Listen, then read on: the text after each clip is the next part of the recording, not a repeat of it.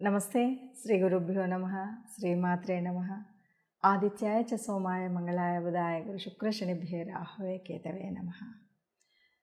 మనం ఇక్కడ జీవన గమనం చేస్తున్నాము అంటే ఆకాశంలో ఉన్నటువంటి ఆ గ్రహాల సంచారం వల్లే ఇక్కడ మన ఈ శరీరం మీద ప్రభావం పడుతుంది అన్నదే అందరికీ తెలిసిందే.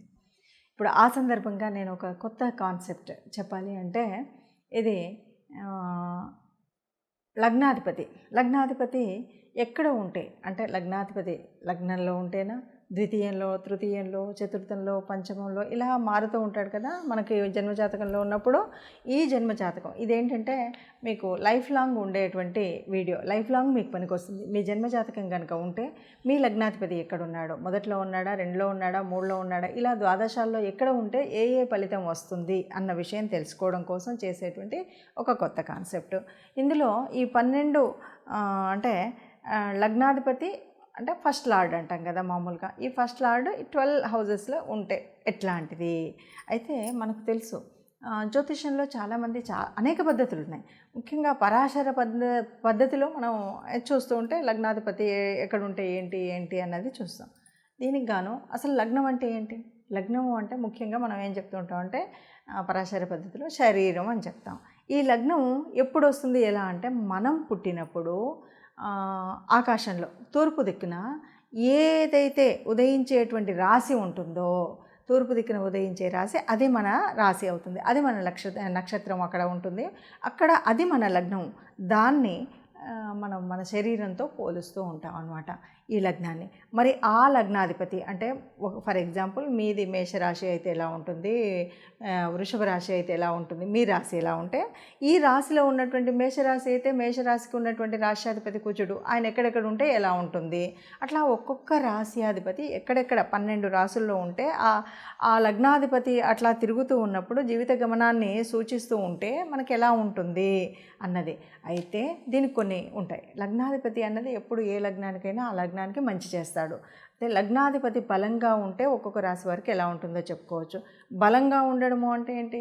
లగ్నాధిపతి కేంద్ర కోణాల్లో ఉంటే బలంగా ఉన్నట్టు, లగ్నాధిపతి స్వస్థానంలో ఉంటే బలంగా ఉన్నట్టు, లగ్నాధిపతి ఉచ్చలో ఉంటే బాగున్నట్టు, లగ్నాధిపతి మిత్రస్థానాల్లో ఉంటే బాగున్నట్టు, బలంగా ఉన్నట్టు. మరి బలహీనంగా ఉంటే నెగిటివ్ ఫలితాలే ఉంటాయి. బలహీనం అంటే ఏంటి? శత్రుస్థానంలో ఉండడం, నీచంలో ఉండడం, ఇట్లాంటివి ఏదైతే ఉంటాయో వాటిని మనం అంటే దుస్థానాల్లో ఉండడం, ఇలాంటి పరిస్థితి కనుక ఉంటే అది నెగిటివ్ ఎనర్జీని, నెగిటివ్ అంటే బలహీనంగా ఉన్నట్టుగా మనం చెప్పుకోవచ్చు. ఇప్పుడు కేంద్ర కోణ స్థానాలు అంటే 1, 5, 9, 4, 7, 10 ఇవి ఉన్నాయి కదా, ఇవన్నీ కూడా మనం చెప్పవచ్చు. అయితే ఇంతేకాదు మరి దశల్లో అంటే మహర్దశ, అంతర్దశ, ఈ దశాకాలంలో లగ్నాధిపతి యొక్క దశ నడిచినా, మహర్దశ నడిచినా, అంతర్దశ నడిచినా కూడా మంచి జరుగుతుంది. ఇది మనం తెలుసుకోవాల్సింది. ఒక్కొక్కసారి కొన్నిసార్లు ఏమవుతుందంటే మన లగ్నాధిపతి మనకు షష్ఠ్యము అన్నది మనకు దుస్థానం కింద తీసుకుంటాము. అయినా సరే షష్ఠాధిపతి కూడా ఆయనే అవుతాడు. అట్లాంటప్పుడు మిశ్రమ ఫలితాలు ఉంటాయి. ఇవన్నీ కూడా మనం తెలుసుకొని ముందుకు వెళితే కనుక పరిస్థితి అంటే ఈ ద్వాదశ రాశులకు ఎలా ఉంటుంది ఇలా ఉన్నప్పుడు అన్న విషయం మనకు తెలుస్తుంది. ఈ విధంగా చూద్దాం. ఇక సప్తమ స్థానం కనుక చూసినట్టయితే సప్తమ స్థానం వివాహ స్థానం, సమాజ స్థానం, భాగస్వామ్య స్థానం, భాగస్వామ్య వ్యాపారస్తులు వీళ్ళు ఉండే వాళ్ళకు కూడా ఇది చూసుకోవాలి. అయితే వైవాహికంగా ఉండేటువంటి స్థితి ఎలా ఉంటుంది? లగ్నాధిపతి కనుక సప్తమంలో బలంగా ఉంటే చక్కగా వాళ్ళ కుటుంబానికి ఆ జంటకి ఇంకా తిరుగులేదు. 100 ఏళ్ళేంటి 7 జన్మల బంధం అంటూ హాయిగా వాళ్ళిద్దరు హాయిగా కలిసి ఉంటారు. ఏ రోజు కూడా ఒకరి మాటకు ఒకరు విలువిస్తారు, చక్కగా ఉంటారు. చాలా అన్యోన్యత ఉంటుంది. కుటుంబం అంటే ఇలా ఉండాలి అనే విధంగా కలిసిమెలిసి ఉంటారు. ఇక వాళ్ళకి విదేశ ఉద్యోగాలు అంటే బలంగా ఉన్నప్పుడు విదేశ ఉద్యోగాల్లో బాగా ఉంటుంది. విదేశాల్లో స్థిరపడేటువంటి పరిస్థితి కూడా చాలామందికి ఉంటుంది. అలాగే ఆస్తులు చాలా కలిసి వస్తాయి. ఇతర దేశాలతో వ్యాపారం చేసేటువంటి పరిస్థితులు ఉంటాయి. ఇవన్నీ కూడా అంటే ఒక కుటుంబానికి కావాల్సినటువంటి వివాహ సంబంధం ఏదైతే ఉంటుందో అత్యద్భుతంగా ఉంటుంది. వ్యాపారం సంబంధ విషయాల్లో బాగుంటుంది. సమాజంతో కూడా అంతే బాగుంటారు. విదేశాలకు వెళ్ళి సెటిల్ అయ్యే వాళ్ళకి కూడా బాగుంటుంది. కానీ ఒకవేళ ఇది కనుక మనకు ఆపోజిట్ ఫలితాలు, బలంగా లేకుండా బలహీనంగా ఉంటే పూర్తిగా ఆపోజిట్ ఫలితాలు ఉంటాయి.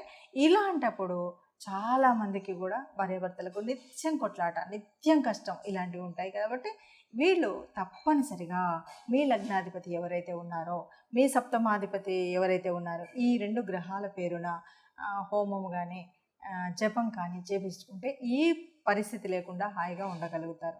అంతా బాగున్నా ఈ చిన్న దోషాన్ని ఉంచుకోకుండా ఉండాలి అంటే తప్పనిసరిగా మీ దగ్గరలో ఉన్నటువంటి జ్యోతిష్యులు ఎవరైనా ఉంటే వాళ్ళతో కలవండి.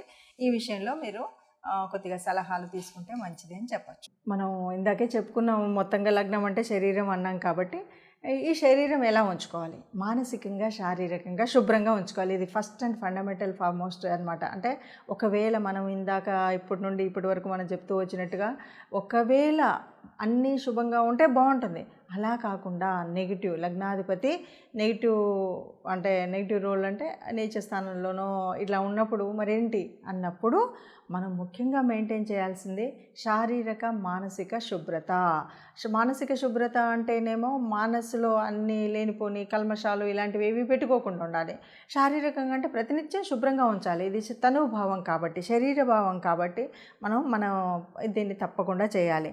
అట్లాగే ఇంతేకాదు, పరిహారం యథాశక్తిగా ఏదో ఒకటి చేసుకోవాలి. మరి నెగిటివ్ ఉండకుండా ఉండాలంటే ఎట్లా చేయాలి అంటే, ఒక 11 సార్లు మీ ఇష్టదేవత ఎవరైతే ఉంటారో వాళ్ళ యొక్క స్తుతి స్తోత్రాన్ని ఒక 11 సార్లు చదువుకోండి ప్రతినిత్యం. అది అలవాటు అయిపోతుంది. ఇక్కడే నేను పూజలో కూర్చొని చదువుకోవాలా, ఇక్కడే చదువుకోవాలన్నదే నియమం లేదు. మీరు ట్రావెలింగ్లో కానీ ఏదైనా కానీ ఒక 4 రోజులు చదివితే మీకు వస్తుంది. ఆ వచ్చినటువంటి దాన్ని ప్రతినిత్యం ఎప్పుడు ఎక్కడున్నా కాస్త ఏ పని లేనప్పుడు చదువుతూ ఉండండి, తప్పనిసరిగా ఉంటుంది. ఇది లేదండి నేను ఇష్టదేవత అన్నది ఏమీ లేదు ఏ రకంగా అంటే, మన శరీరానికి సంబంధించినటువంటిది కాబట్టి ముఖ్యంగా శరీరానికి ఏదైనా రుగ్మత అది ఉన్నప్పుడు మనం చేసేటువంటిది ఏంటి అంటే, వెంకటేశ్వర స్వామి వజ్రకవచాన్ని చదవమని చెప్తూ ఉంటారు పెద్దలు. కాబట్టి 11 సార్లు వెంకటేశ్వర స్వామి వజ్రకవచాన్ని చదవండి, బాగుంటుంది. అలాగే శనివారాలు నువ్వుల నూనెతో వెంకటేశ్వర స్వామికి దీపాన్ని పెట్టండి, బాగా ఉంటుంది. అలాంటి చేసినట్టయితే మనకి ఇబ్బందులు లేకుండా శరీరానికి ఏ రకమైనటువంటి అనారోగ్యం రాదు, ఇబ్బంది రాదు. దీనివల్ల మనకి ఏ నష్టం రాదు. అంతేకాదు, ఒక రకంగా ఇప్పుడు మనం చెప్పుకున్నటువంటి వాటిల్లో మీకే నష్టం రాకుండా, కష్టం కలగకుండా మీరు సుఖంగా సంతోషంగా మీ కుటుంబాలతో సుఖ సంతోషాలు అనుభవిస్తూ కలిసి ఉండాలి. ఆయుర ఐశ్వర్యాలు కలిగి మీకు పొందాలి అని కోరుకుంటూ సర్వే జన సుఖినో భవంతు. నమస్తే.